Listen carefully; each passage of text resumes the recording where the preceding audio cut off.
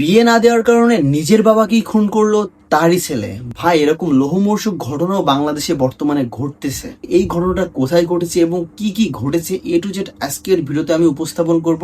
অবশ্যই ভিডিওটা শেয়ার করে প্রত্যেককে দেখার সুযোগ করে দিবেন। ঘটনাটা ঘটেছে বরিশালে এবং যে ঘটনাটা ঘটিয়েছে তার ছবিটা কিন্তু আপনারা স্ক্রিনে দেখতে পারতেছেন। যাকে এভাবে খুন করা হয়েছে তার নাম হচ্ছে শাহ মুমিন। স্ক্রিনে যেই দুজনের ছবি দেখতে পারতেছেন, একজন হচ্ছে ছেলে, একজন হচ্ছে বাবা।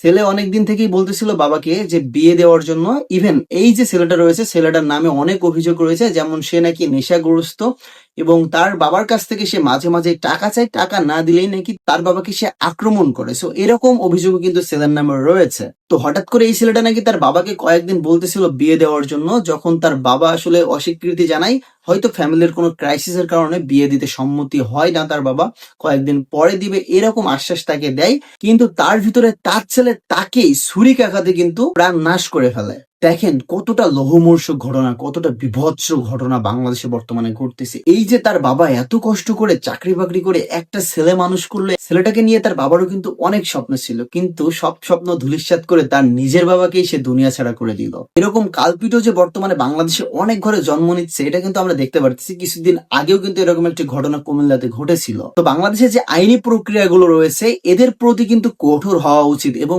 বিশাল লেভেলের কঠোর হওয়া উচিত এই ধরনের মানুষদের উপরে, যাতে করে এমন দৃষ্টান্তমূলক শাস্তি এদেরকে দেওয়া উচিত যাতে করে এরকম ঘটনা কেউ না ঘটাতে পারে। নিজের বাবাকে এবং নিজের মাকে যারা আক্রমণ করতে পারে, এদের মতো সন্তানদের আমি মনে করি আসলে পৃথিবীতেই থাকার কোনো প্রকার অধিকার নাই। এই ধরনের প্রত্যেকটা নিউজ আপডেট পাওয়ার জন্য অবশ্যই চ্যানেলটাকে সাবস্ক্রাইব করে দিবেন এবং ফেসবুক পেজটাকে ফলো করে দিবেন। ধন্যবাদ সবাইকে।